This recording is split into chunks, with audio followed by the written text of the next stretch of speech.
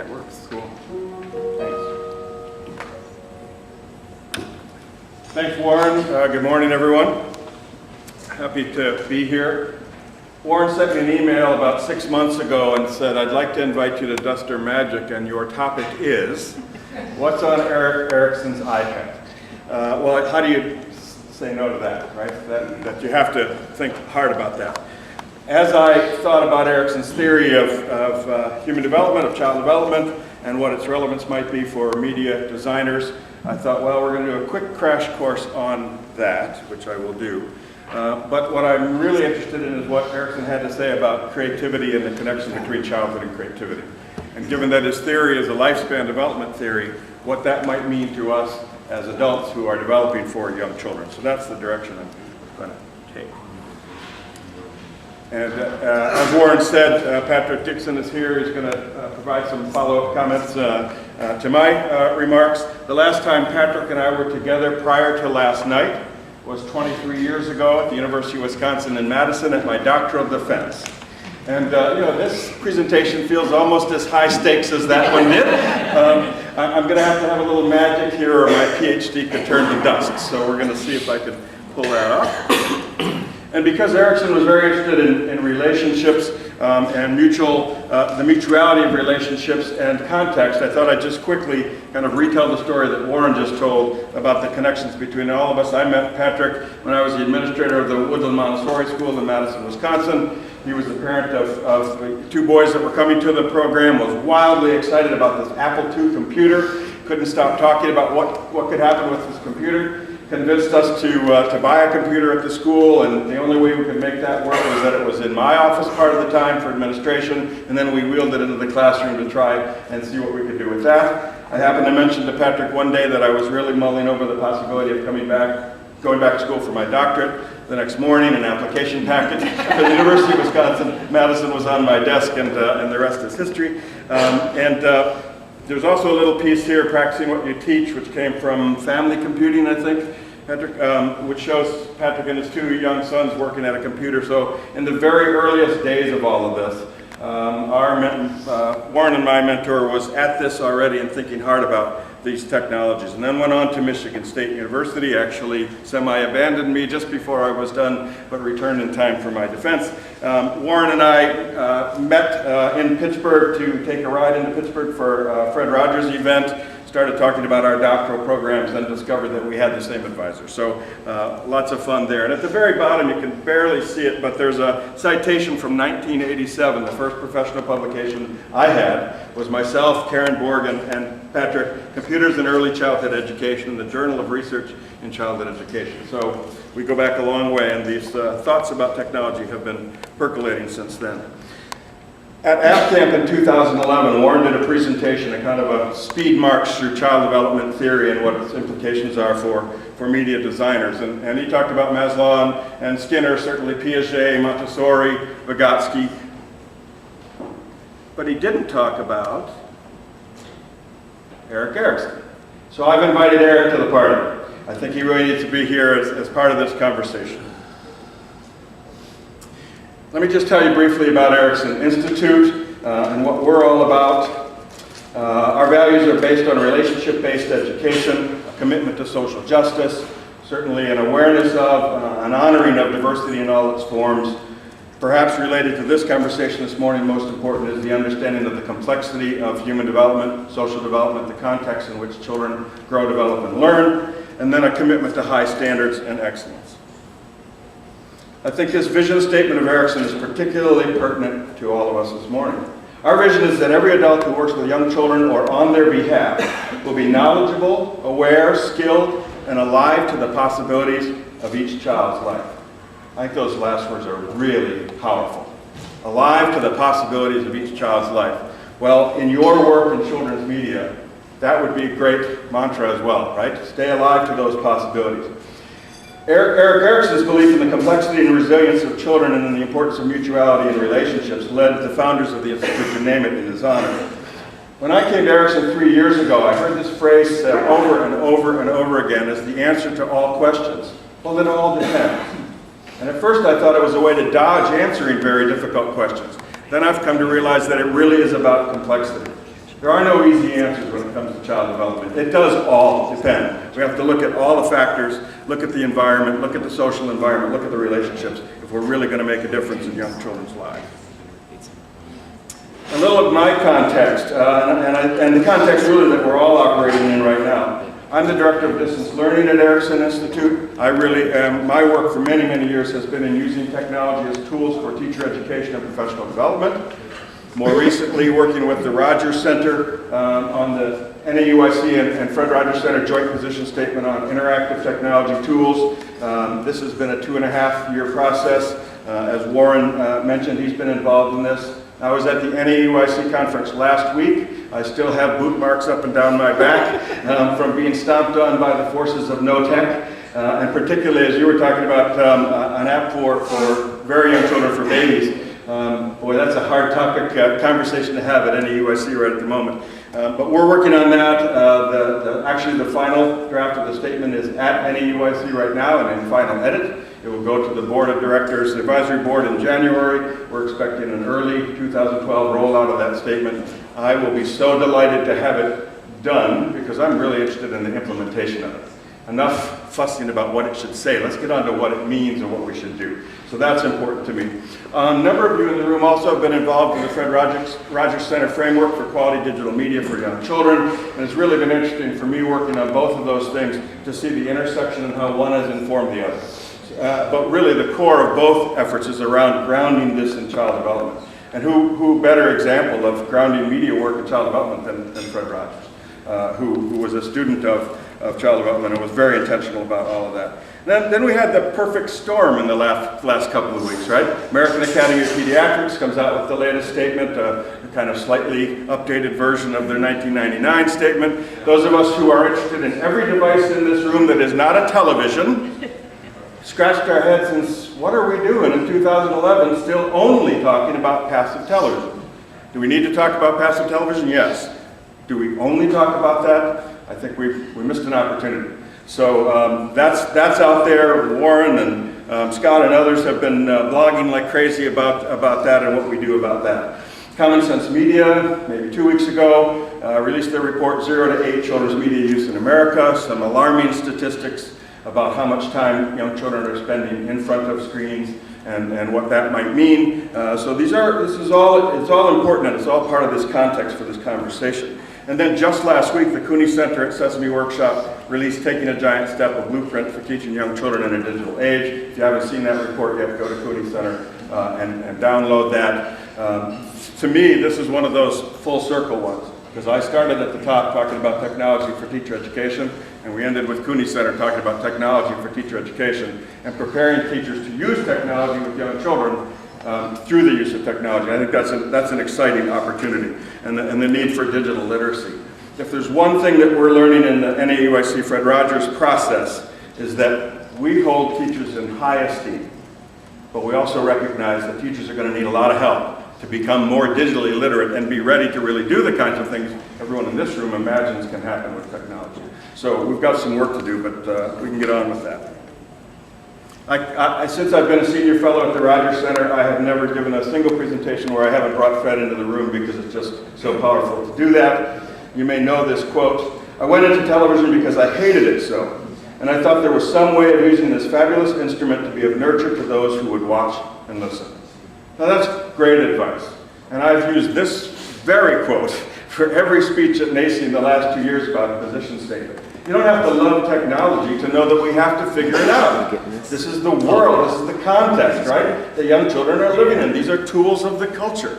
It's not okay to not embrace them. We don't have to love them, we do have the responsibility to figure them out. I think that's very critical to all of us. And then one other thing I learned at the Rogers Center is that back in 1979, Erickson visited St. Vincent College in Latrobe, Pennsylvania, along with Fred Rogers, to keynote a symposium on childhood and creativity. And I asked the archivist there, the archivist had told me many stories about this event, and I asked the archivist at the Rogers Center, can you find me audio of Erickson's presentation? So I want to play you just a little, and I'm hoping this will work.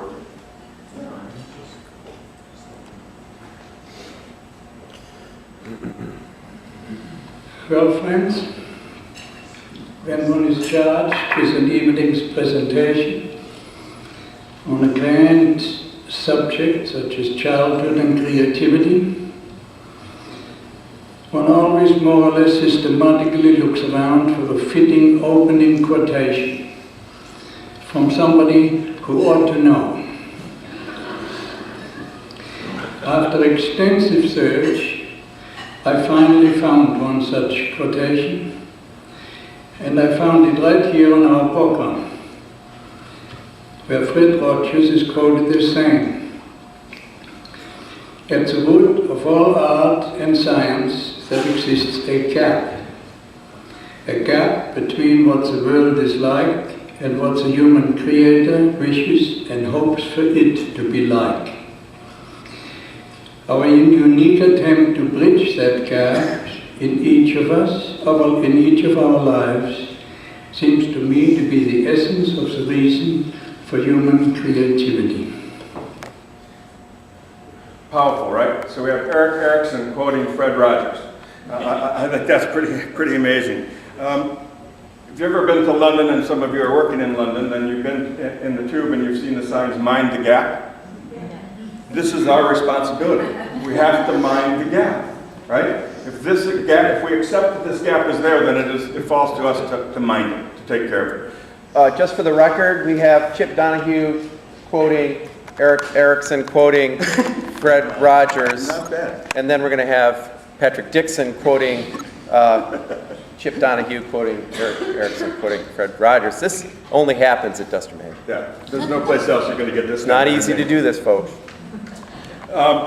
Again, sensitive to time, just a couple of highlights, because I think it is interesting and it's important to understand the context again, right? So we look at Erickson's lifespan, 1902 to 1994. His father was Danish. His father abandoned the family before he was born. He never grew up with his birth father. His mother was Jewish. He married a physician. He is famous for the phrase identity crisis, but he had one of his own. And what does that tell us about the implications of your own experience on the work that you later do, right? When he went to temple school, he was teased because he looked very Nordic. He looked very Danish like his father. When he went to grammar school, he was teased for being Jewish. He didn't feel like he fit in either place. I think that's interesting. He became an art teacher early in his career in Vienna at a school started by Anna Freud that got him involved in all of that thinking. He earned a certificate from the Maria Montessori School. I think that's interesting how all these lines keep crossing. The Psychoanalytic Institute in Vienna as well. Despite not holding a bachelor's, master's, or doctoral degree, you with me on this? No degrees. He held teaching positions at Harvard Medical School, UC Berkeley, Yale, Austin Riggs Center for Advanced Studies, and on and on. Quite remarkable, right? And you think about it today. It'd be tough to make a case for any of those academic positions today. He left. I thought this was interesting. He left Berkeley in the 50s when the faculty were being asked to sign loyalty oaths. That was time for him to move on. Best known for his books Childhood and Society and The Life Cycle Completed. He won the Pulitzer Prize for his book called Gandhi's Truth.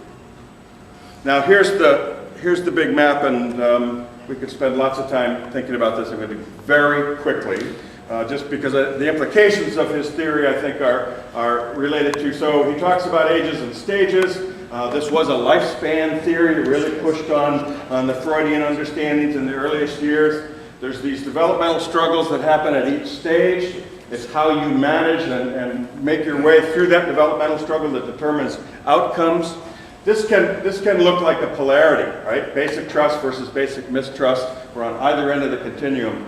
Erickson actually didn't see it as a polarity. He saw it as this tension between the two. And how you negotiated that tension had implications for where you went. If we just look at infancy, so according to Erickson, the struggle is between basic trust versus basic mistrust. The task to achieve is attachment and bonding. The social relationship that's primary at that time is with parents. And that if you're successful, if the infant is successful during that phase in life, then the virtue that comes out of that is hope. And again, you can kind of see how that plays across. At the bottom, I have a quote by Joan Erickson, which is, I think, interesting. It's important to remember that conflict and tension are sources of growth, strength, and commitment. I think this is key to thinking about Erikson. That the conflict is what you get out of the conflict is what's important, and that was I think particularly interesting. And Scott emailed me or Facebooked me or something at one point and said, "Now are you going to talk about 8 stages or 9?" And I said, "Well, I think I only have time for 8." But Joe and Erickson, and in their final book, talked about a 9th stage in old age as they reached an elevated age beyond the 64 years and felt like they needed to talk about even more. But I think what's interesting for us, again, is this notion of development across the lifespan. And that it doesn't just happen in early childhood. And that things that can happen later in life can have an implication on how those earlier experiences are experienced. If we believe in developmentally appropriate practice and the need for child development theory to inform our design and development, the work that all of you are doing, then we need to look at ourselves developmentally as well. So that's the nudge here for the next couple of minutes of my presentation. For Erickson, the marker of successful development, excuse me, catch up to myself here, is the extent to which a person wants to engage in changing and caring for their society so that it's a good place for coming generations. Now, you can decide where you are on this continuum in your own life, right? But I look around the room and I don't see anybody hanging out down here, right? Yeah.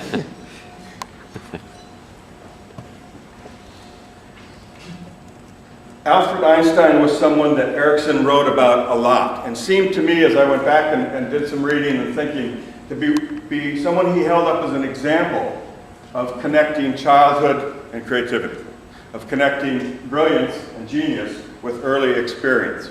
He was perhaps his favorite person to talk about that with. And in the speech that I found from 1979, he talked a lot about Einstein.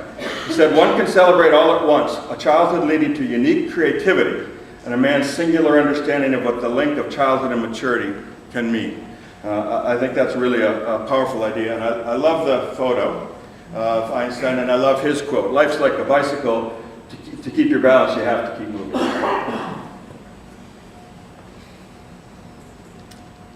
Erickson saw creativity as a basic urge.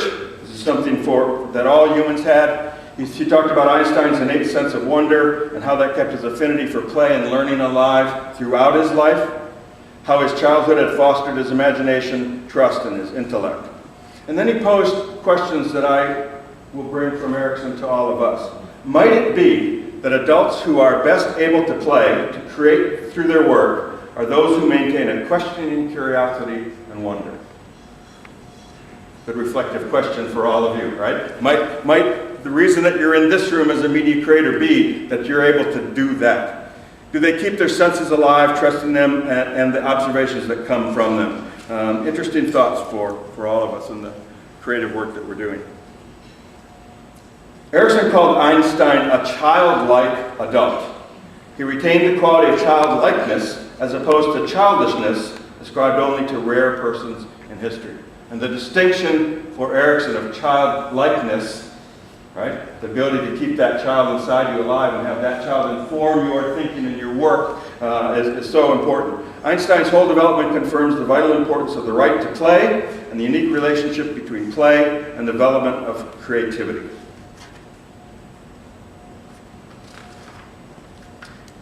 Related to play, Erickson said, "The playing adult steps sideward into another reality. The playing child advances forward to new stages of mastery." And Fred Rogers, who studied with Erickson, said, "Play gives children a chance to practice what they are learning."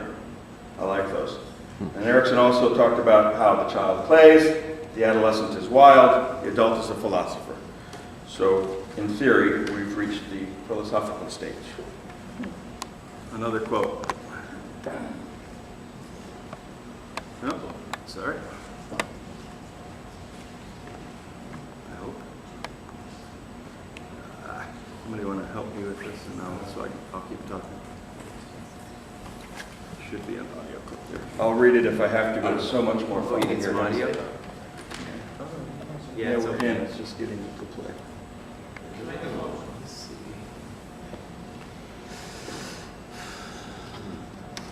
Whoa. Yikes.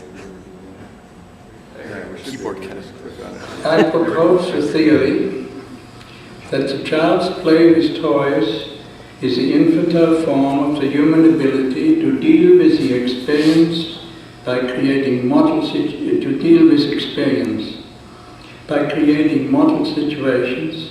and to master reality by experiment and planning. It is in certain phases of this work that the adult too projects past experience into dimensions which seem manageable. In the laboratory, on the stage, on the drawing board, and on the screen, which I added now. He relives the past and thus relieves leftover affects. In reconstructing the model situation, he redeems his failure and strengthens his hopes. He anticipates the future from the point of view of a corrected and shared past. Pretty powerful words. And in the context of your work. Infantile, so toys, for him now, we can substitute children's media and media experiences, right? But your ability to deal with experience by creating model situations, I love that. To master reality by experiment and planning. Powerful ideas, 1979 to now, coming from Erickson. And I think the last sentence is again worth reflection for all of us. Anticipates the future from the point of view of collected and shared past. None of us got here today without coming from our own childhoods. If Piaget could write a theory of child development on an N of 2 study of his own 2 kids, we can certainly do an N of 1 study of our own childhood experience. If you don't hang out with kids, you do know one child really well. Right? At a minimum, you know one child really well. So tap into that kid if you're having trouble thinking, what would this be like? And I think that's really the message we're getting from Erickson. Now, to comply with Warren's request, I did create a quick collection of apps. It's not important, to be perfectly honest, what I grabbed. What's important was the thinking that I had behind it. Was just, if I'm talking about child and creativity, what were some of my apps that I like around creativity and open-ended experiences for kids. So you can see them up there, and you can see that about partway to the 3rd row, we shifted to some creativity apps for adults, because I wanted to try to make the point about lifespan development and apps. So it isn't so much what apps I chose or how I did that. That to me is relevant for this morning. It's just this notion again of supporting creativity. So if Erickson had 8 developmental struggles, I would propose that we have 8 as well as children media producers. And so this is what I would put in front of you to think. And again, remember polarity, it's not either or, it's the tension between the two. So there's a tension between the virtual and the real. And having just come back from NAEYC, the people on the real side are saying we don't want anything to do with the virtual side, it isn't real, right? So that's an interesting challenge for us. It's plugged versus unplugged. Same group of people is saying go outside and play. Don't be sitting in front of a screen, right? So we've got that tension. Is it active or passive? Another tension. Is it interactions with people or interactive with the technology? When I talk about online learning, I talk about it has to be interactive with interactions. And in my field, in early childhood education, educators want to learn in community. They want to learn with others, right? So an isolated experience that's interactive on the technology is not going to be as rich as an experience where I can talk with others and really interact. Is it social, as in are we bringing kids together or kids and adults together, or is it a solitary experience? Again, remember, I'm not suggesting that solitary is the evil and social is the holy grail, but is it one or the other, or can it be both? Is it multi-generational or age and stage specific?